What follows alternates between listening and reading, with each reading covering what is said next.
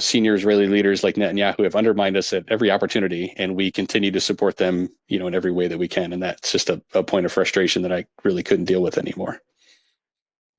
The US State Department is in crisis. Diplomats, seasoned professionals, are walking away, and not because of a routine turnover. They're resigning in protest. Take one of my recent guests, Hala Rarid, a career diplomat, fluent in Arabic, a key US spokesperson. She quit. Why? Because of Biden's unwavering support for Israel's assault on Gaza. She called it out, said the US was enabling war crimes through military aid. Then there's my guest from today, Mike Casey. He was a Foreign Service officer at the US State Department. He resigned too because he realized US policy towards Palestinians was a facade. His work, meaningless. The administration ignoring a humanitarian catastrophe. But these resignations aren't outliers. The State Department is bleeding talent. Under the new Trump administration, senior diplomats are virtually purged and replaced by loyalists. But this goes much deeper than just politics. The real problem? US foreign policy is a contradiction. They preach democracy, human rights and peace, but what do they actually do? They fund and support occupation. They prop up the world's worst dictators and they turn a blind eye on war crimes. And the world sees it, so do their diplomats. This isn't just Washington in a state of dysfunction. It's a global credibility crisis. And it gets worse. The State Department itself, a mess. Seasoned experts, sidelined. Critical decisions made by political appointees with zero experience. The resignations of Rarid and Casey, they are a wake-up call. These aren't just bureaucrats, they are the best of American diplomacy. People who saw injustice and refused to stay silent. And if the US doesn't change course, if it doesn't align rhetoric with reality, it won't just lose good diplomats. It even further undermines its standing as a global leader. And that will have consequences. One last thing. Critical voices, like the ones you hear on this channel, are being actively silenced and suppressed. You may not notice it, you may not know it, you may not even believe it, but it does happen. And I have the statistics and the viewer comments to prove it. So if you do value sharp, unfiltered analysis that doesn't follow the mainstream narrative, hit subscribe, like and share. It really makes a difference. And for those who really want to keep up with my work, make sure you join me on Substack. No restricting algorithmic filters there, or listen to my podcasts on Apple Podcasts, Spotify or Amazon. The links are all in the description below. Mike Casey, what a pleasure having you. Good morning to the US. Hi, thank you. And good afternoon to you, I believe. Thank you for having me. Good afternoon indeed, here in the Netherlands, yes. To give the viewer a little bit of context, I interviewed Hala Rarid not so long ago, I think less than 2 months ago, and in the debriefing of the interview she mentioned she knows another former diplomat who quit his function and who might start to talk, right? In the meantime, Yes. I've seen a number of interviews. Correct me if I'm wrong. I think I saw you on Al Jazeera and or CNN. I've been on Al Jazeera in several variations. They're Arabic, English, AJ Plus. Was also on the radio on BBC, but have not been on CNN yet. I've talked to them a couple of times, but haven't actually made it on the air yet. In fact, I haven't made it on the air for any US media yet. Yeah.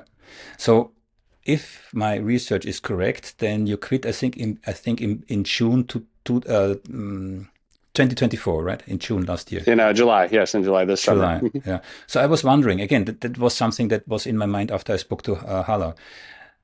Because she described the process, quitting the service, because it's not like you quit the job, there's a whole, I don't have to tell you, there's your whole infrastructure, personal and professional, is of course affected. So very blunt, what took you so long in quotation marks, between, let's say, July and now where you start to speak out? What are the considerations behind it? What are the concerns, of course, that you have to deal with? Sure. So we didn't, a lot of my fellow resignees, sort of had a resignation letter ready, made it sort of a big announcement. They left. They had already lined up some interviews and had plans of what they were going to do afterwards. We were in Jerusalem at the time, and we were just trying to get out of there, right? And just trying to get out before, the next round of the war starts with Hezbollah or whatever was going to happen. I mean, even the day we left, I was on Twitter the whole time checking, are we actually going to get out of here? Or is our flight going to get canceled again? I mean, American Airlines had only started flying a couple weeks before that. So we were really focused on getting out. So I didn't make any large announcements or anything like that. We just left, and we finally got here back home.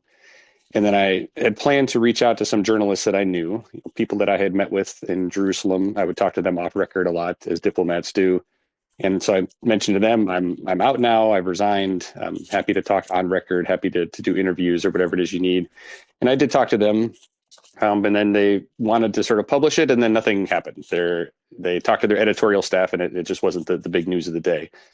And so that went on for some time. And then finally, a couple other journalists reached out to me, was quoted in a couple of pieces, and then a few more people reached out. And then it became a little more sort of public that I had resigned. So I didn't do enough prep work beforehand because we were just so focused on getting out of Jerusalem. And then once I got back, my plan to get the story out didn't pan out immediately. So it took some time for it to sort of catch on and to finally find someone to write just an article about me. I was quoted in a few articles, but it took a while for just one person to write just about me in particular. And then after that spurred more interest, and I've done more interviews since then. So it's kind of a slow rolling story. So to give the viewers a little bit of context, and please feel free to correct me if I'm wrong. Following my research, also according to my research, you actually started in the army and you were a year in Iraq. Is that right? Yes, correct. Okay.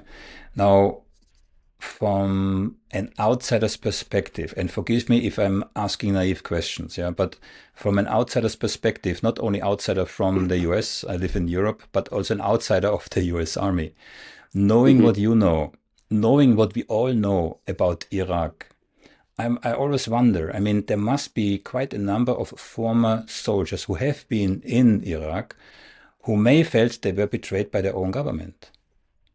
So how do soldiers or former soldiers, knowing what we know today, deal with it? And maybe one last thing, I saw that some of the soldiers had engraved on the helmets, and I have the actual pictures, they have engraved the World Trade Center and the Pentagon on their helmets, thinking Saddam Hussein was responsible for 9/11. Right. No, and that's definitely something, especially as time has gone on and more has come out about what was, the lack of solid information that the Iraq War was based on and everything else. It can certainly, I think, impact a lot of people. I think for most soldiers like myself at the time, I mean, you're just a soldier doing what you do, and people were rotating. People went to Iraq, people went to Afghanistan, right? So they were just doing their job and doing what they were told to do. And I don't think at the time, I remember myself just not really thinking even all that hard about it. In retrospect, I do, of course, especially as more information has come out and more time has gone on. But at the time, I think most people were just focused on their job and doing what they were supposed to do. But since then, it's a lot of introspective on it, that the justification for that conflict was not solid. And if you then reflect on what's currently happening with the war in Ukraine, with the potential war coming with China. So how I want to broaden this a little bit, not as far as you can tell, not only about you, but soldiers who have seen this in the past. How much trust is there still between soldiers and the government? I don't think it's a major issue, at least in the United States, in terms of entering different conflicts and justification for that. I think there's a little bit of sort of fatigue sometimes. I know a lot of people who are in the army just being constantly deployed to different locations, and there's a lot of sometimes shock at just the number of places where soldiers are and where soldiers are involved. I mean, people in Syria, people in Niger, people in all sorts of countries around the world, that there's a little bit of fatigue at so many deployments. There's a little bit of, why are we in so many places? Why are we doing so much? But I don't think that, I think most people, they feel the United States is overall as a force for good. And in most places we're there and we're working, we're there to help, we're there to make things better, whether that's, direct assistance to people, whether that's training local militaries, whatever it is that we're doing. I think, 90% plus of the work that we're doing, and most soldiers, they feel what they're doing is good and that they're contributing to an overall better cause, I think. Is that what you think today? Not then, I but do. today? I do. And that was one reason, with leaving the State Department and the Foreign Service was obviously I disagreed with what was going on in Gaza, but in general, the State Department does good work. In every other country I'd served in, everywhere else I had gone, you felt good at the end of the day about what you were doing, whether it was advancing human rights or trade or helping with immunization campaigns in less developed countries. I mean, there's a lot of good work that's being done out there. And so when there's a lot of talk of why haven't more people resigned, why haven't more people left? And I think that's one of them. I mean, part of it is it's just hard. It's a difficult process, but that's also part of it is they're doing good work in all the places that they are. So they don't, leaving over an issue that's not related to their portfolio, whereas the work they're doing is very important, I think would be a large step for a lot of people. So I fully understand why a lot of people stay, because most of the work that we're doing in different places around the world, the United States overall is a force for good everywhere it is, whether it's military or diplomatic efforts. That's a tricky proposition today. I mean, by us in the West, in the 16% of the world population, NATO, West, US, that's indeed the picture that we are being sold. But if you look at media outlets outside of our Western bubble, the picture is a slightly different one. Yeah. But this is not the purpose of this discussion today. Yeah. I respect you as a soldier for your country. Last question in regards to Iraq. What was the key, how shall I say this, key event, key situation, key happening for you when you were stationed there? When I was stationed in Iraq, I mean, I was an engineer, so we did a lot of construction and demolition, essentially building things and destroying things. So we worked all around the country. We were sort of an asset for the entire military that was there. So we spent some time in the north of the country. We spent some time in Baghdad.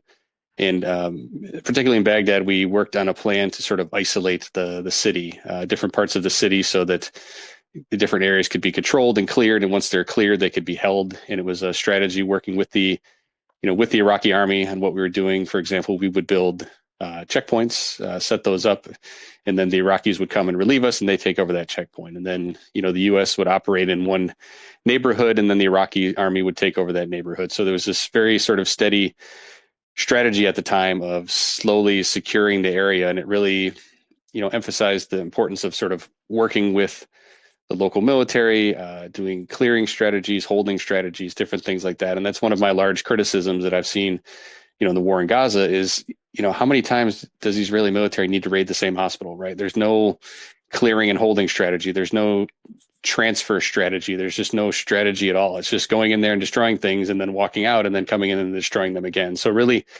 seeing that more methodical process when I was in Iraq, and it worked for a time. When I was in Iraq, that was 2006. And then about 3 years later, I worked at the Pentagon as a contractor for a short time before I joined the Foreign Service. And you would see maps of Iraq, and there would be 1 or 2 attacks at the time, right, in the whole city of Baghdad. Whereas when I was in Baghdad, it was just covered in incidents. And, friends of mine who were still in the army would talk about a deployment to Iraq where they went and, nobody fired a shot the entire time they were there. So there was this steady process that did work for a time. And then later on, there was the emergence of ISIS and things took a turn. But the strategy of working with the Iraqi army, training them, clearing things, holding things, transferring things to them, this entire process that was methodical and did yield benefits. And then when I see the war in Gaza, I see the exact opposite. We come to that. Yeah. Yes. Now, before we do a little bit more about you, I see here you transitioned to the US State Department, serving as a Foreign Service officer. I hope that's correct, from 2009 to 2024. Yes. So that's quite a long period of time. Yes, I was in the Army for 9 years and then the Foreign Service for 15 years. And you were actually stationed in Jerusalem. How long so for 4 years, if I see this correctly, for 4 years in Jerusalem? Yes, correct. Mm-hmm. Yeah, and that was when exactly? From 2020, summer 2020 to summer 2024. So 4 years. So October the 7th, you were in Jerusalem.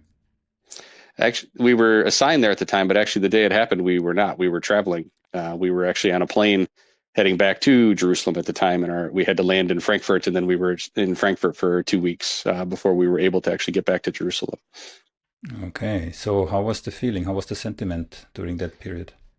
It was definitely hard. It was hard not to be there. In some ways, it was good not to be there, of course, given what was inbound rockets and things to Jerusalem. But to have covered Gaza the entire time, and this was not my first conflict when I was in Gaza. There was about 4 separate conflicts while I was there. And so I was always, sort of leading our reporting efforts. So, collecting information, working with my colleagues to put together reports on what was happening, sending reports every 3 or 4 hours about it. and sort of managing that effort. And I wasn't there to do that. So that was a little bit of frustration on my part. And then of course, when it initially happened, I remember seeing the news, rockets out of Gaza. I didn't think much of it. And then as the news slowly came out, obviously things continued to just get worse. And initially, I was really concerned for my Israeli contacts and friends and people that I knew. I knew people who worked at Erez crossing on the border, because we had gone there many times and we worked with them on movement and access issues. And so they were, contacts of mine and even friends of mine. So seeing images of Erez crossing being destroyed, my first concern was them. Are they okay? What happened to them? One of my local Israeli colleagues was home in her kibbutz when the attack happened and was, hiding in her home while Hamas went around and killed her neighbors, right? So this was the initial reaction for me. And then realizing also how bad it was as more news came out. We learned about the Nova Music Festival. We learned about everything and just how tragic and the scale of it. And then not just the scale in Israel, but then what that would mean for Gaza as well. And then the concern went to my local staff in Gaza. We had 5 local staff who were there. And so, okay, well, what do we need to do now? This is not going to be like every other conflict that we've seen. So I spent a lot of time in the lobby of a hotel in Frankfurt, just pacing around in circles, trying to figure out how to get them out of Gaza. And we had several unsuccessful attempts before we finally, about a month into the conflict, managed to get them out. So it was writing about what's happening from there, working with colleagues, doing everything on my phone because that's all that I had, trying to manage the efforts from there, working with colleagues. We're still in Jerusalem, seeing how bad the situation really was as it expanded and trying to keep, reports and information flowing to Washington on a larger scale, and then on a smaller scale, focusing on my individual staff and trying to get them out of Gaza. I probably should have asked first. So what exactly was your function or role in Jerusalem? What were your responsibilities? Sure. So I covered Gaza. I mean, that was my main focus all day, every day. We had 2 people focused on Gaza. So writing everything about Gaza, particularly the political aspects, as we would call it, of life in Gaza. So writing about Hamas, I wrote a lot about that. Writing about human rights, religious issues, women's issues, education issues, different things like that in Gaza. And I worked with a colleague who focused a lot on economic issues. We talked about the humanitarian situation, movement and access, and environmental issues, health concerns, different things like that. And then I supervised my colleagues who worked on other Palestinian political issues, such as just Palestinian politics in general, human rights, settlements, settler violence, prisoner abuse, refugee issues, and different things like that.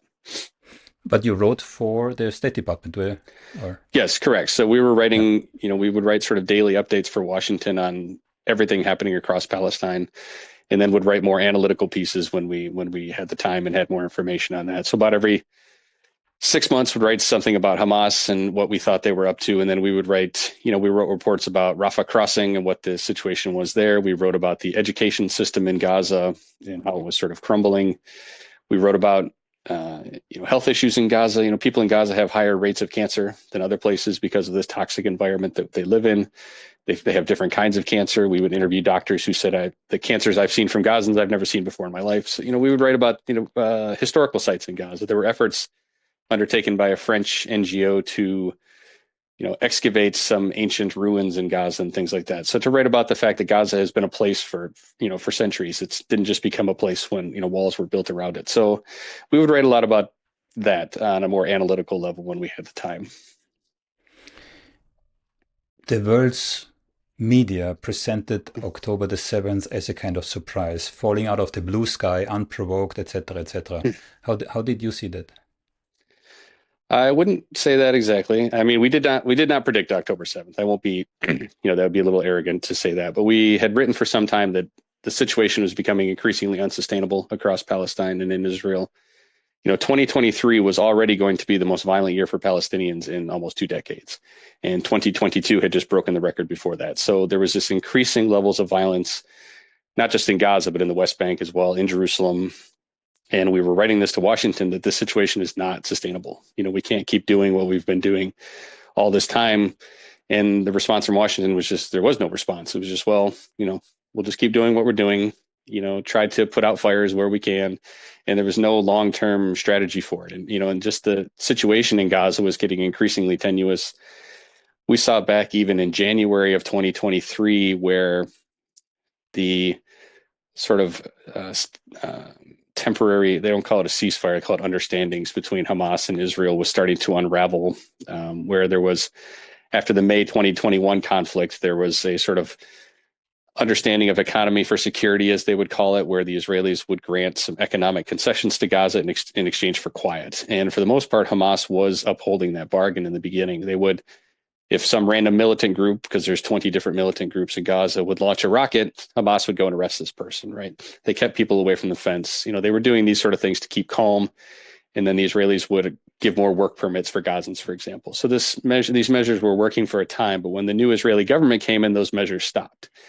And in January 2023, we started to see where Hamas was not arresting people for launching rockets. Hamas was starting to let people go to the fence. And in Gaza itself, we saw Gazans were protesting against Hamas because of power cuts. And it was the summertime and, people were overheating and different things like that. So there was and Hamas is suppressing these protests. So there was internal violence in the strip. More people were going to protest at the fence against the Israelis, and Hamas was allowing them to do so.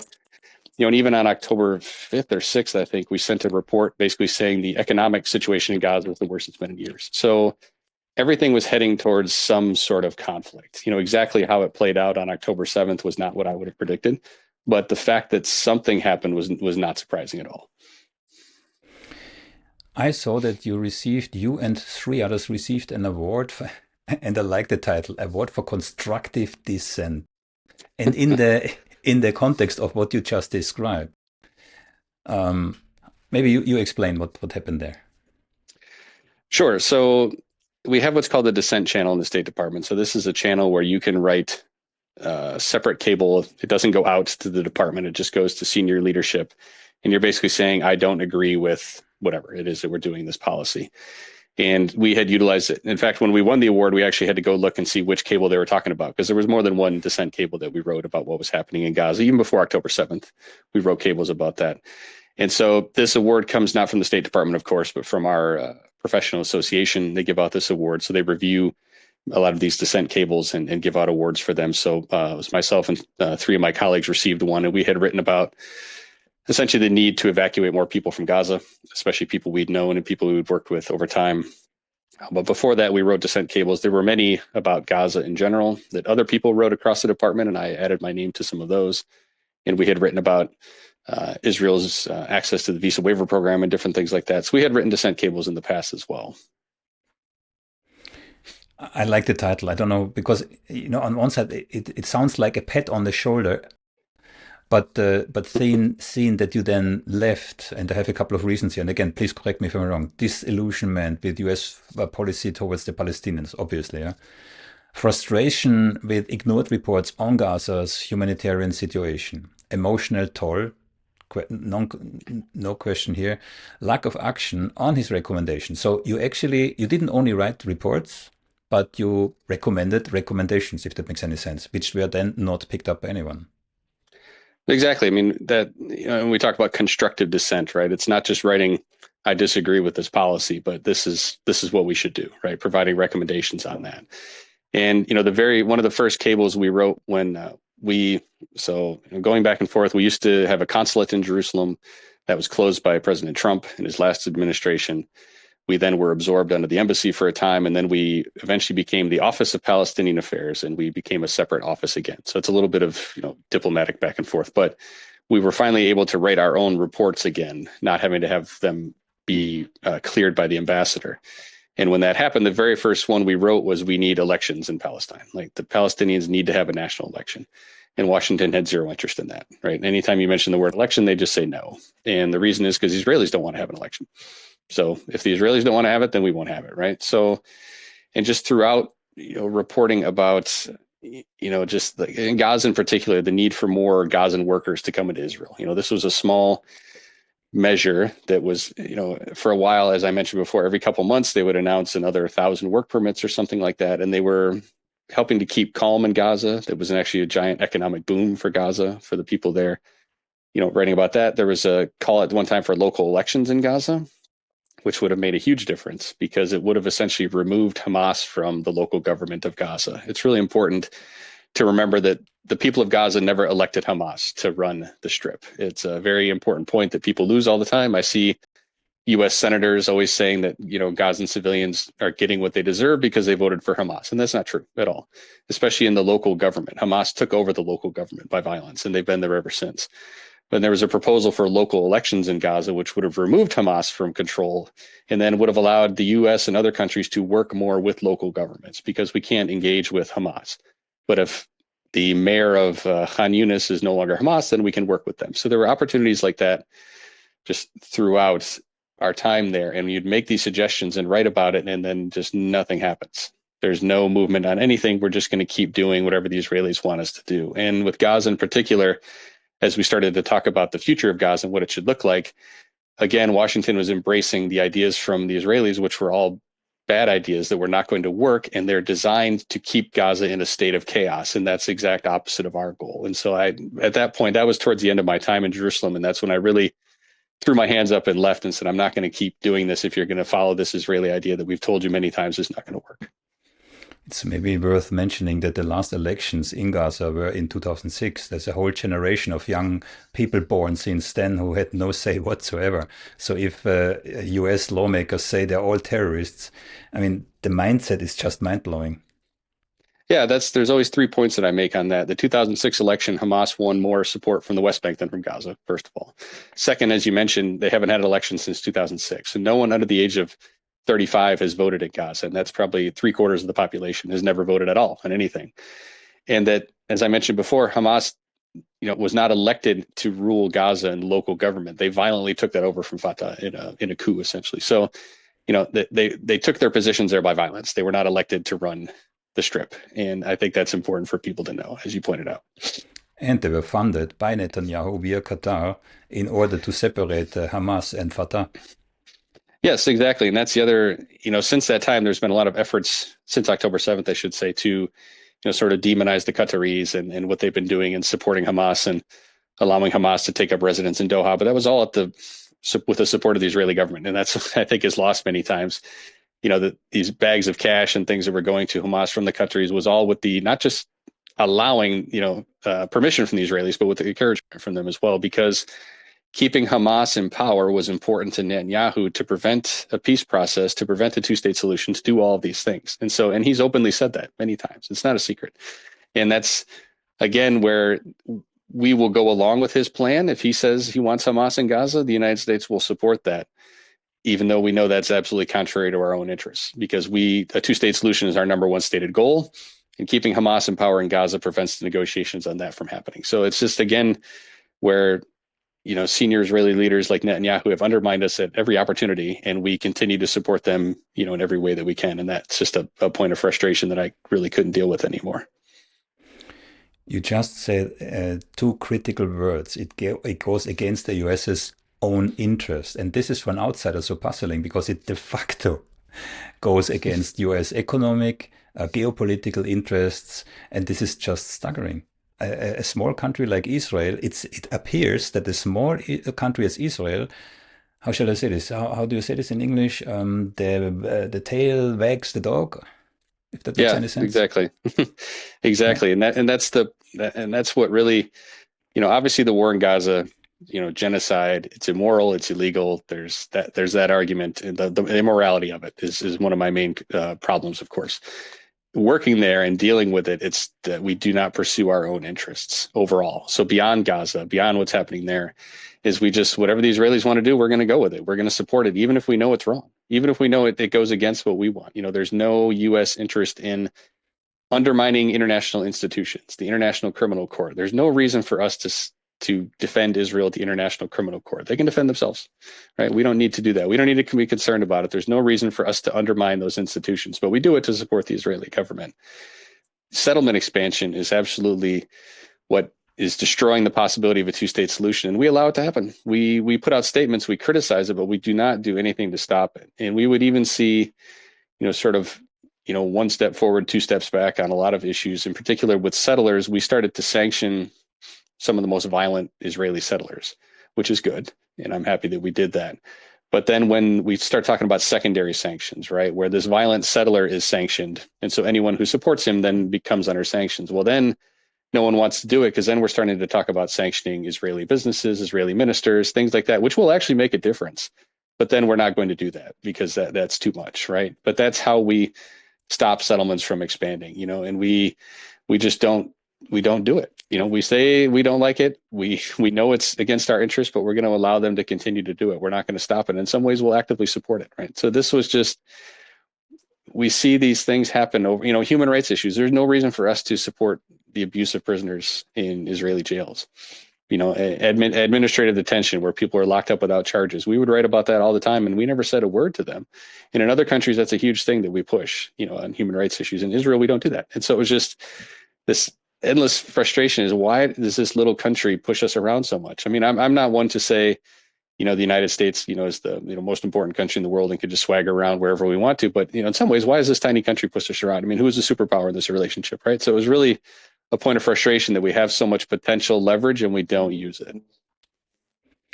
You said a whole number of things that's worth looking at in more detail. I tend to ramble sometimes. I apologize for that. It's absolutely fine. It's absolutely fine. So let's start with the ICC. So Ameirca now tries or is in the process of sanctioning the actual judges and the ICC themselves because it's undermining international institutions. Does Ameirca really think the international community will accept it? And I'm not saying that it will not. I mean, in this crazy world at the moment, everything is possible. Mm-hmm. And a lot of those actions come from Congress, and Congress is just unbelievably skewed in some of their views on different things. They have a very shallow understanding of most conflicts anywhere around the world. But Israel in particular is just very much doing the exact sort of, following instructions of what the Israeli government will tell them to do.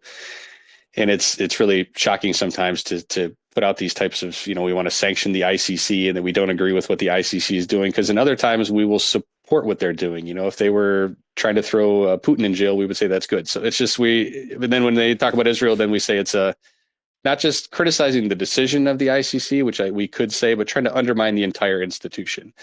It's just ludicrous. It's crazy. It's maddening. It doesn't make any sense.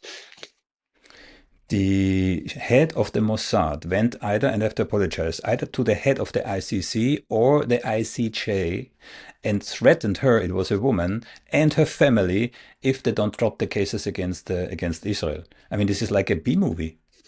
Right, exactly. And, I disagree with a lot of the actions of the Israeli government, of course, but at least I understand they're pursuing their own interests. What they think are their own interests, I think they're misguided, but we're not. We're pursuing their interests, right? We're not looking at our own. So a lot of the actions the Israelis do, I disagree with, but at least they're sitting down and saying, this is what is in our interests. So let's do this, by some questionable methods. We don't do that. We're looking at, we outline our own interests, but then we just toss them aside and do what the Israelis want us to do. That's the puzzling thing here. Mm-hmm. Sometimes, one part that I miss in the discussions is the geopolitical part. I think it was Joe Biden who said already in the 1980s, if we wouldn't have Israel, we would have to invent it. Or Israel is the unsinkable supercarrier in the Middle East, also called by others the villa in the jungle. I mean, this is an extremely racist remark.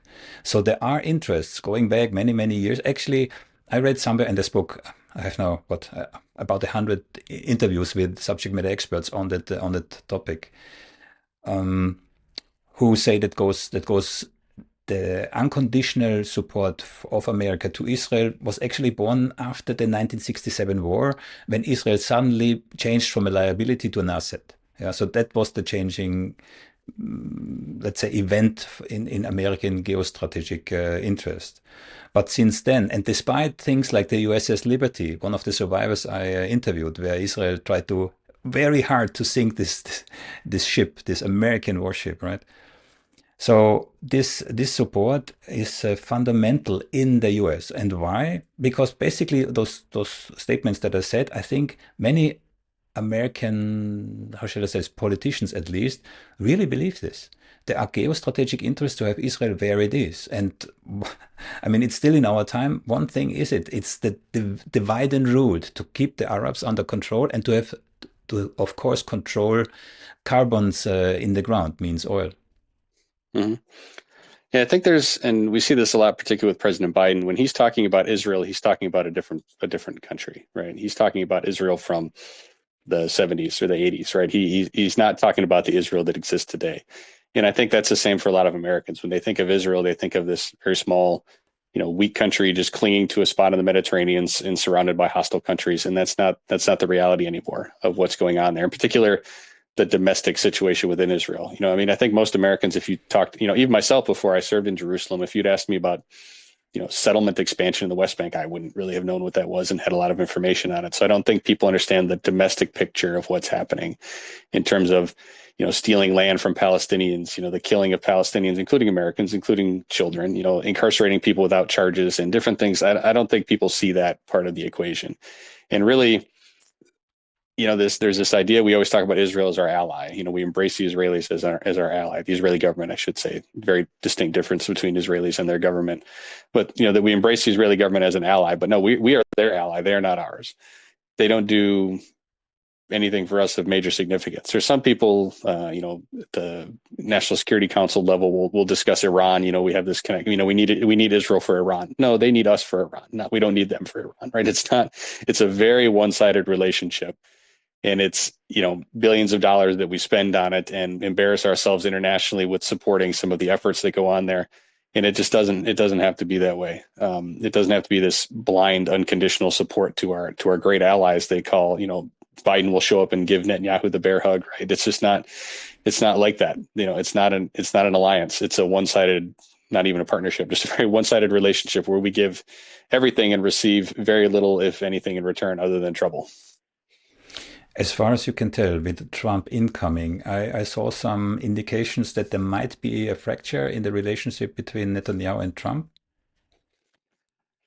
I think Trump, Might, yeah, very carefully. says that, yeah, but I don't foresee any fracture in the relationship at all. I think it's gonna.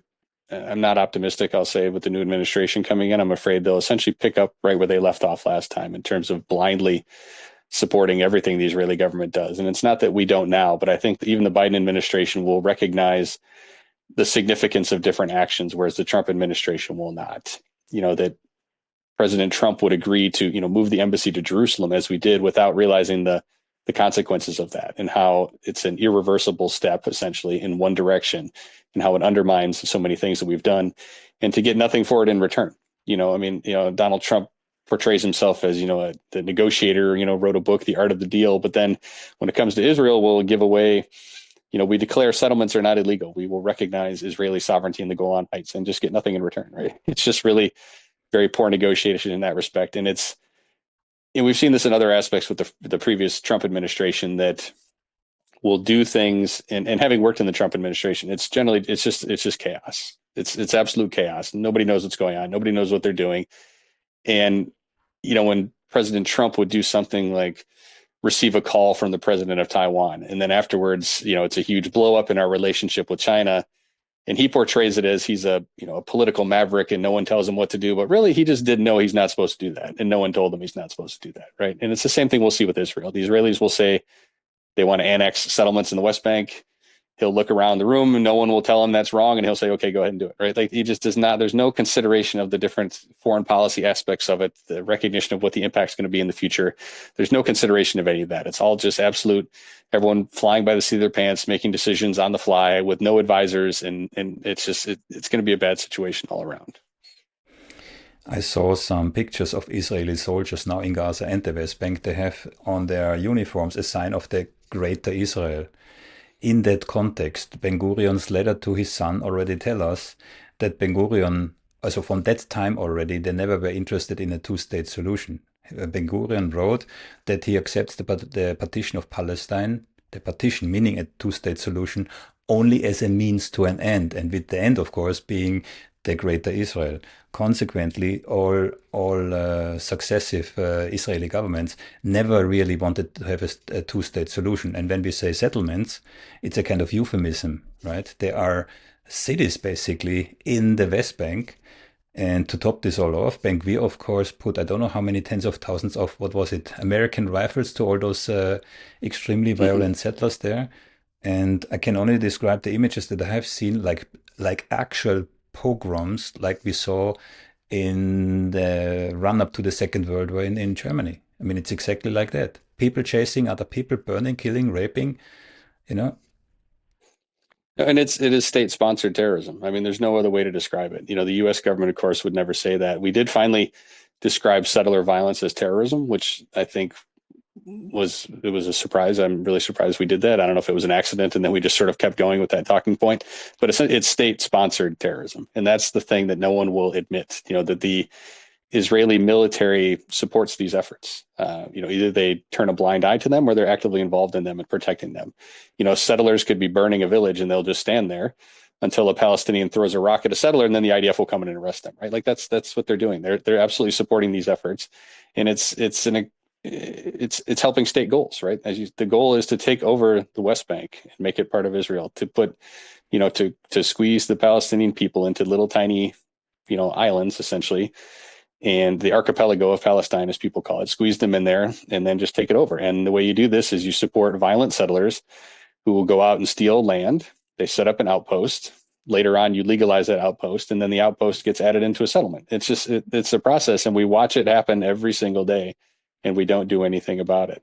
We just complain about it. We put a statement out about it, but we don't do anything about it. And we wrote reports about this as well. We call it the Gazification of the West Bank, essentially turning the West Bank into several little Gazas all around there where it's all surrounded. And we saw this when the Israelis will raid a place like Jenin. They have it set up where they just block two roads and no one can get in or out of the city. They can block it off whenever they want to. They can unleash whatever amount of violence they want against the people of Jenin. And then they just leave. They don't take care of it. There's no responsibility aspect of it. And we've seen this there, and we've spelled this out for Washington in numerous reports, and everyone nods their head, and then it just continues to go the way it was. And so we just don't, we know exactly what's happening. We see it. We won't call it what it is, and we won't do anything to stop it. There's another element that reminds me on Nazi Germany. The Germans were so convinced that they're going to win the war that they documented everything, till in minute details. Now we see exactly the same happening today by Israeli soldiers. So I saw a documentary from Al Jazeera. They identified 2,000 social media accounts, not images, 2,000 individual social media accounts where Israeli soldiers themselves document and publish what a number of academics and diplomats on this channel qualified or quantified as genocide. Question is, the Germans didn't count on the fact that some of them would be sentenced to death based on the documentation they themselves, orchestrated. Could the same happen? I know it's speculation, yeah? But could the same happen for at least some of the Israelis? That is one of the surprising aspects of this conflict is most of the, where there's just buildings being blown up for no reason and certain crimes that are being committed against Palestinians in Gaza are being just broadcast by Israeli soldiers on their social media accounts. Like that's one of the most surprising parts of it. And a lot of times they are foreign nationals, right? I know a lot of them are French, a lot of them are Americans, based on, they're speaking a Brooklyn accent while they're talking about blowing up this building just for fun. So there's all this evidence is out there, and it's being put out there by Israeli soldiers themselves. And that's really surprising sometimes. And even the public messaging sometimes of the Israeli government has gone so far where they're now just preaching to the converted, as we would say. So they don't even consider that they need to convince anybody. They're just reporting on it. And I remember one particular example when they were allowing the evacuation of some wounded Palestinians out of Rafah. So they posted a picture of these ambulances driving through Gaza saying, look at, how humanitarian we are and how kind we are letting these people leave. And then all around those ambulances is just absolute destruction. Every building is destroyed. Everything is on fire.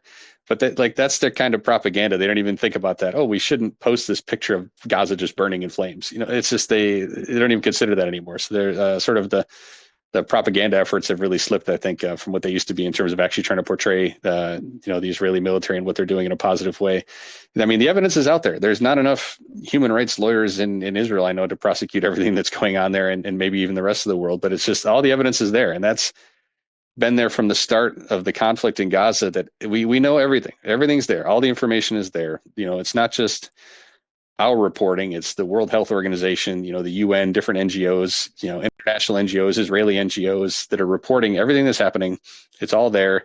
There's plenty of, satellite imagery of how much destruction has taken place. We can't say we disagree with the reports on how much housing has been destroyed in Gaza, because you can look at a picture from a satellite and see it, right? So it's all the information is there, everything's there, and yet we're still taking the course that we're taking, and it's really indefensible.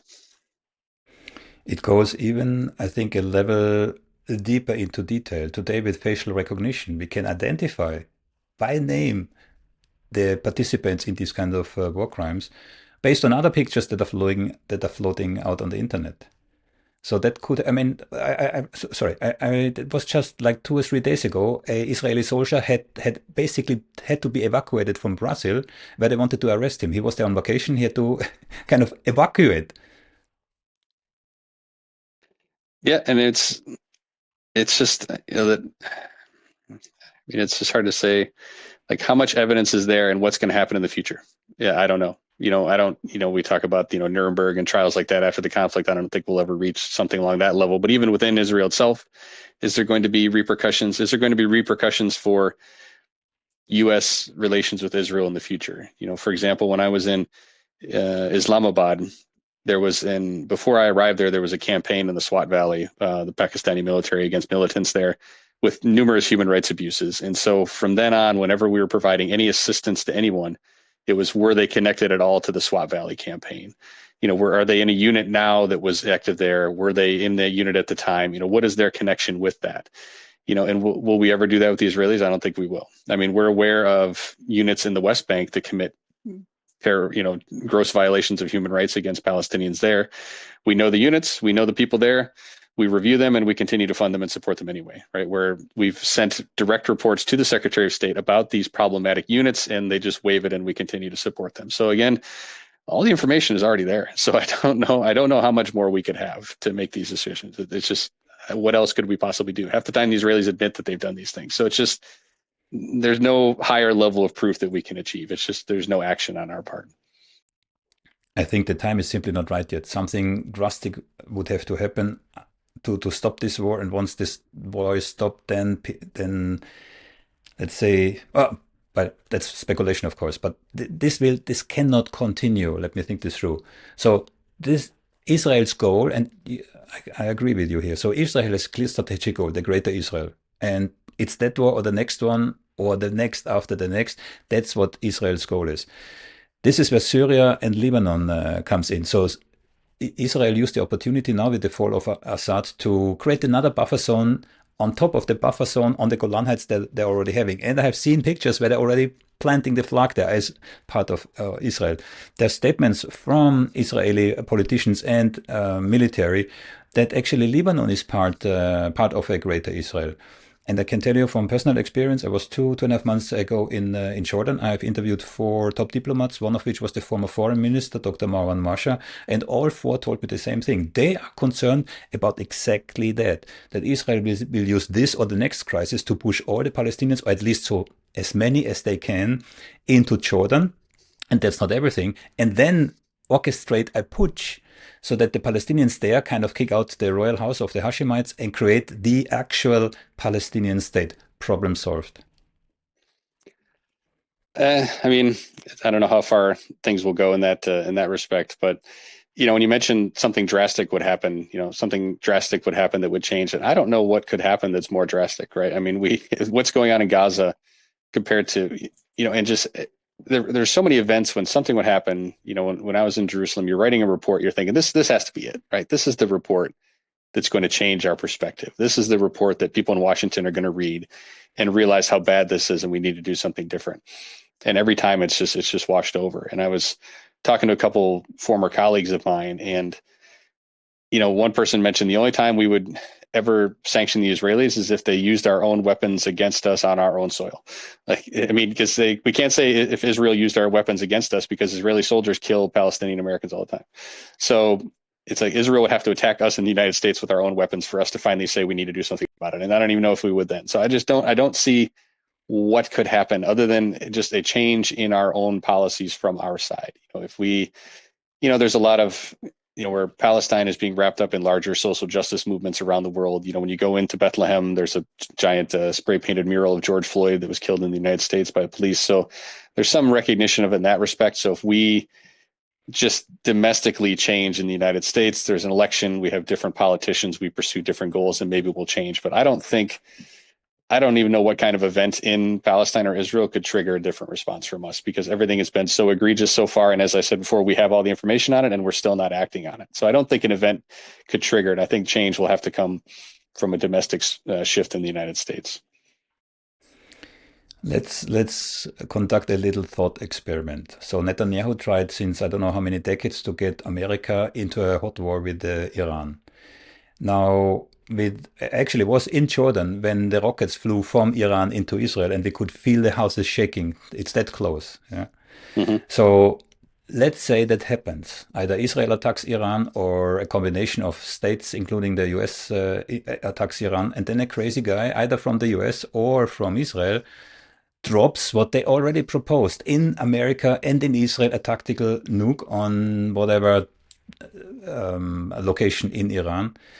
And maybe not only that, preemptively to some other states that might support Iran, bring in Russia.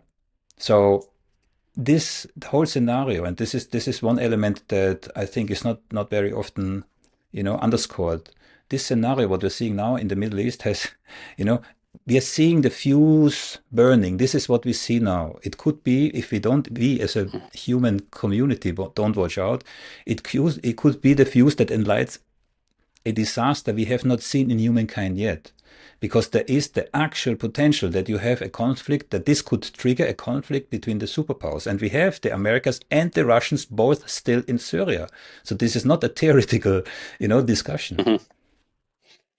Right. And I think that's why we have to push for peace, right? There has to be a peace process in multiple fronts. Like, that's not so far our policy. Our policy really was just to manage the conflict, right? To shrink the conflict, as some people would call it, to focus on small day-to-day things we can do to try to preserve some level of stability, but there's no bold action on a larger level. And as you mentioned, that this is where we're at, where things could very easily spiral essentially just out of control. And if it comes from Israel, from elsewhere, it's hard to say, but we would, if the Israelis said tomorrow they wanted to drop a nuke on Iran, we would probably say, okay, go ahead, especially under the Trump administration. So we would support some of these actions that would lead to this level of violence and chaos. And we're not pushing for an active peace process, not just Israel and Palestine, but other places. Peace needs to be a goal, and we need to be engaging in negotiations across the board, not peace through strength, and all these other sort of nonsense theories that people have, but actual negotiated peace. I mean, you can see the benefits of that, between Israel and Egypt, when there was an incident where an Egyptian soldier shot some Israeli soldiers, and the opposite incident where Israeli soldiers have accidentally killed Egyptians, and they manage, right? There's mechanisms for that. They talk, things stay calm. It's not a disaster. There's cooperation between the two. Peace is the way forward, right? Not just increasing violence. And and there's a lot of arguments that people will make for that, but that's not the way we need to go. So yeah, I think unfortunately, I don't think we'll see that in the Trump administration. I think we'll see a lot more of the peace through strength crowd will be on board, which is not the direction we need to take. But yeah, I mean, the consequences are getting more and more severe as time goes on. There is a very famous or infamous interview with General Wesley Clark. I can't really remember, it's a while ago, where he stated that the US wanted regime change in 7 countries. Now, in 6 of those countries, we have war. The only country which has been spared so far is Iran. Are you aware of that? I have not heard that particular interview, no, but that sounds feasible. Yeah. So how likely, and again, if it is too much of a speculation, just let me know. I don't know your state of knowledge. Yeah. How likely do you think it that either Israel and or the West plus the US or the other way around will actually attack Iran? Hard to say. I try not to engage too much in hypotheticals because the real world is vexing enough. But one thing I do think with the Trump administration is this sort of avoiding foreign entanglements and regime change and different things like that. I don't think they would pursue that sort of a strategy. I think some, in the second Bush administration, were thinking, okay, we're going to bring, democracy to the Middle East, right? We're going to invade Iraq, and that's going to, lead to this, the Arab Spring, different things like that, like bringing democracy to the world there. I don't think the Trump administration is that ambitious, and they're not going to think in that sort of strategic sense of we should try to change things in Iran, for the better, in their reflection at least. But would they allow the Israelis to attack Iran? Absolutely. And not think of the consequences of that. So it's sort of two unfortunate, one may be good that they would not push forward on things that are maybe a bad idea, like trying to do regime change in certain countries. but will allow things to happen that could cause that consequence because they don't think it through. So it's sort of a mixed bag in that respect. Till I think 3 days ago, I would have inclined to agree. Now comes Trump with his statements that he will not exclude military intervention or military force in 3 countries. Panama, he wants to secure the Panama Canal. The second one was of Canada. And Trudeau right away say there is no chance in hell for the US. Yeah. What was the third country? I forgot it now. Probably Greenland. Invade Greenland, Greenland. that's the one. Yes, That's to right. take Greenland. Yeah.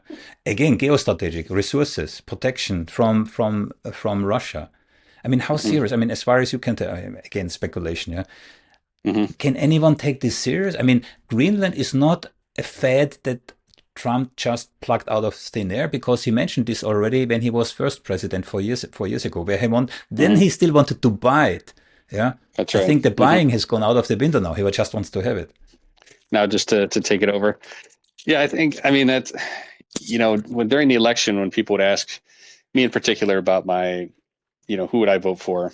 Would I support Harris despite her continuing a lot of policies from the Biden administration?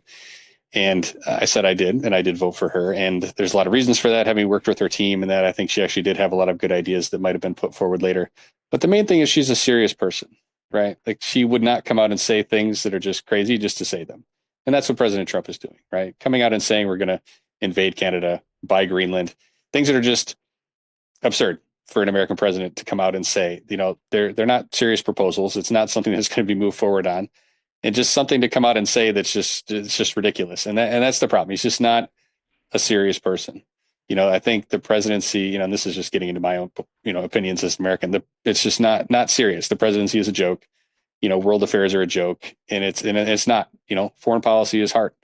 Diplomacy is hard. There's a lot of hard work involved. There's a lot of professionals that work on it and spend their careers doing it, and there's reasons for that. It's not just a simple process. You just walk up and say things like that, and he just is not a serious person. So I don't think they're serious in any way, shape, or form. It's just something that he comes out and says, because I think to him the whole foreign policy and the presidency is a joke. Fingers crossed, or not. I don't know how to Yeah. respond to that. Yeah, one way or the other. Yes. One way or the other.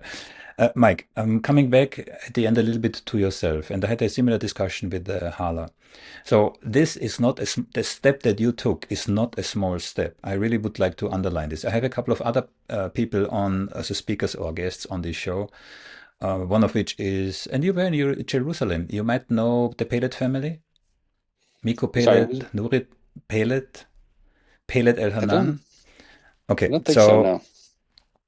So Miko Peled and his sister Nurit Peled, they're Israelis. Nurit Peled is an academic, and she studied racism in Israeli school books. But the interesting part of the Peled family is their grandfather was a co-signatory of the Israeli Charter of Independence at its creation, and their father was a general in the 1967 war. And Miko Peled wrote a book, it's somewhere behind me, it's called The General's Son, which I read like 15 years ago or so. And as said already, Nurit studied and published on racism in Israeli school books. Now, if that would not already be enough, their 14-year-old daughter was killed by a suicide bomber in Tel Aviv. Again, apologies, I forgot the exact date, 20 years ago. Now, I recently interviewed her father, her husband, because Nurit said to me, there will be no discussion about my personal tragedy, but her husband tours the world together with a Palestinian father who also lost his 12-ish old daughter to an Israeli sniper. Now, what makes this family, I think, particularly interesting is the fact not that they're Israelis, but they experience personal tragedy, and instead of turning to hate, they turned to understanding. Now, Nurit Netanyahu was a classmate actually of Nurit. So they know each other personally, and she was the first Israeli who actually accused Netanyahu to blame him for the death of her daughter, because in fact the fact of the occupation is the root cause of this whole drama, and that's the point that so many people don't appreciate. Root cause, as an academic, root cause, and we don't see it. Yeah, it was another point of endless frustration is the the Israeli line, the Israeli government line is that, the Palestinian Authority supports terrorism because of their textbooks, right? And that they pay people who are imprisoned for crimes against Israelis. So the pay to slave program, as the Israelis call it, prisoner martyr program, as we call it, and the textbooks, the PA textbooks. And the textbooks was such a huge focus of every, congressional delegation or someone that would come to Jerusalem. They would say, we really got to fix these textbooks, these Palestinian textbooks. And it was just missing the point entirely, right? It's a red herring. It's not, Palestinians are not radicalized by their math books, right? They're radicalized by the occupation and what they see every single day. They're radicalized because the Israelis came to their village and killed their father or brother, right? Like, this is what drives some Palestinians to violence. It's not because of the math example in their textbook. That's not the cause of their problem. But the Israeli government will use that line, and they tell people that in Congress, and the people in Congress nod their heads, and then they come, and that's all they want to talk about. And the prisoner martyr payments are a problem. And I should say the textbooks are a problem. It is a problem that needs to be fixed. It's just not the problem that is the cause of the conflict. The same thing with prisoner martyr payments. It is something that needs to be addressed. And there are actions taken to resolve that. But many of those actions fall apart when it reaches a point where it needs some agreement from the Israeli government, because they don't want that to end, because that's their talking point. Their talking point is these payments, the Palestinian Authority pays terrorists, they're a terrorist organization, we can't work with them. That's their talking point, and they don't want that to go away. So anytime it reaches their, when the ball is in their court, as we would say, they don't do anything with it, right? Like, so it's things that they continue to keep moving along. So it's just, but that's the focus point of so many people in Washington, especially people from Congress, that those are the problems. But no, you're right. The problem is the occupation. The problem is what happens every single day, the day-to-day violence of it. And even in Gaza, before October 7th, when there was always focus, when there was conflict in Gaza, when rockets were coming out and the Israelis were bombing, and where did the bombs hit and who did they kill, and was it a war crime, and different things like that. The war crime was the everyday in Gaza, right? The blockade and the suffering that people in Gaza face there. That's the problem, right? That's the crime. Coming back to my actual question, I digressed. I had a question in the question. Right. It's not a good thing, yeah. But your decision to quit foreign service, you must have put your life upside down. Yes, absolutely. Especially being overseas at the time. If I was in Washington and I had resigned, at least I would have just gone home to my house, and my kids would be in the same school, and that wouldn't change. So it was a complete upending of our lives. It was one reason we waited at least until the summertime, was to try to make a bit more of a difference before we left, and just to wait for our kids to finish school so we could leave. There's those sorts of considerations. And now, yes, I mean, it's completely changed. We've moved back to a small town. I have just a job in retail. I work now. I make essentially took about a 75% pay cut from what I used to do. So it's there's definitely financial implications of it that I think a lot of people don't appreciate. Some of my fellow resignees will say that they're surprised more people haven't resigned, or that they try to pressure people to resign. But I respect anyone who doesn't, based on their financial implications. I think that's something that's serious for people. I've talked to many people who said I would quit too, but I can't afford it. And I understand that. That's something I respect. I don't think they're putting their paycheck above their beliefs. I just think that they can't afford it. And it's a significant change that a lot of people are going through now. So, and just, yeah, I mean, I was essentially a public servant for 24 years, and now I'm not any longer. And that's a change to my identity as well. I mean, the whole thing's not about me, but in terms of how it affected me personally, it's a pretty significant change, and I can understand why a lot of people are not following that same path. How did the State Department react? It really wasn't much of a reaction. I said, I'm going to resign. They said, okay. And that was it. I just walked out the door. There was no they send you a link to fill out an exit interview, and then you just leave. You walk out the door, and that's it. There's no attempt to keep you there. No one really talks about why you left. One journalist that I spoke with, when he reached out to the State Department for comment, they didn't even know who I was, right? They just had no idea who I was and that I had left. So it just wasn't, I just essentially decided I was going to leave, and 3 weeks later I was gone. And that's just the way that it worked. So it was, there wasn't much of a process to it, really. Do you plan to stay active in any form or shape? I mean, you have a family to care for, I understand. But do you plan to stay active in? I hope to. I really hope to continue to, talk about this issue, to advocate for this cause, and to push for action. I'm not one to just discuss it where I can, but really to try to, lobby members of Congress or push forward initiatives or whatever it is that it will take to help change this conflict. So really to push for action, not just to think about it, but, and I can only do it for so long. I've had multiple people reach out to me. They want to write papers and me to help with that, and that's good. Interviews and things like that is also good. I'm happy to do it, but at some point, I can only do so much, for free. And it's not that my time is too valuable to volunteer, but I do have a job. I do have 2 kids that I have to take care of. I have a lot going on, and I can't spend every, night and weekend doing things like this if it's not going to lead to it. But it's it's hard. There's not a lot of money in the NGO space. It's not like the defense contracting world where there's a lot of money to be made out there. But a lot of NGOs or think tanks I talk to, they're sort of by definition a very low budget organization. So to try to pay you to do anything is really hard to find. So it's I continue to look for opportunities because I would like to make this something more sustainable that I could do full time, and I hope I'll be able to find one. Sunday morning, 9 o'clock. That's when you kindly agreed to having this interview. So I really appreciate. Last question, Mike. Mm-hmm. Is there any topic that we did not scratch? Anything that's close to your heart that you would like to mention? Anything at all?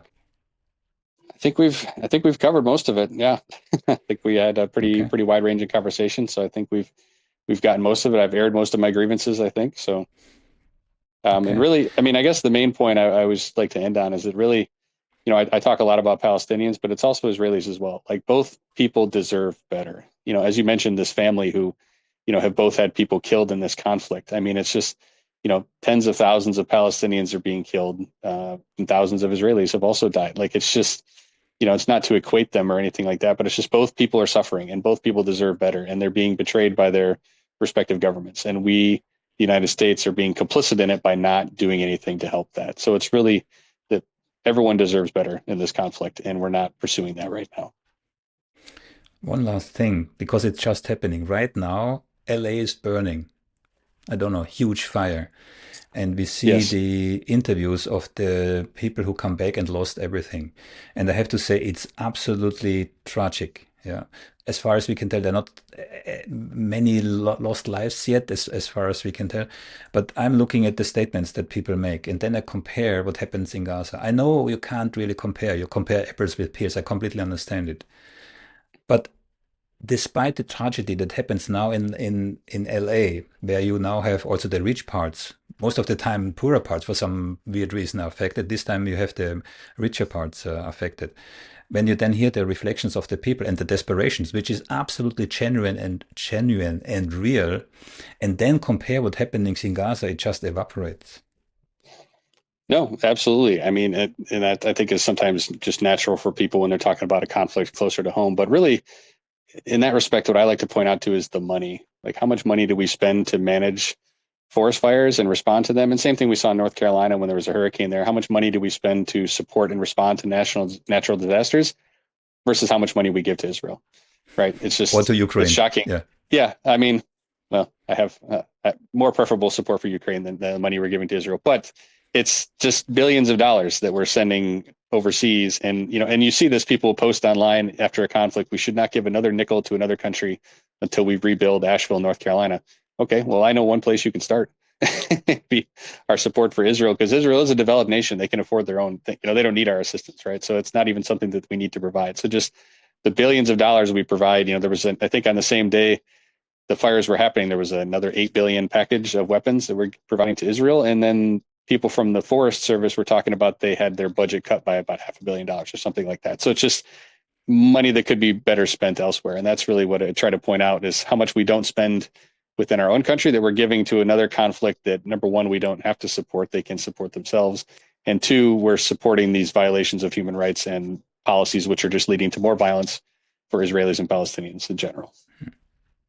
On that note, Mike Casey, thank you so much for joining on this early Sunday morning for you. Thank you for having me. I appreciate your time. If you made it that far, congratulations, you are ahead of the pack. If anything in this video resonated with you, be sure to like it, share it with your friends, leave a comment, and as always, don't forget to subscribe. It really makes a difference. And as mentioned before, if you want to get an even deeper analysis, make sure to follow me on Substack. In my Substack newsletters, I dig even deeper. I break down tricky ideas, show you practical analytical techniques, and explain how you can use them in your life. It's free, the link's right below, and I would love for you to join the conversation.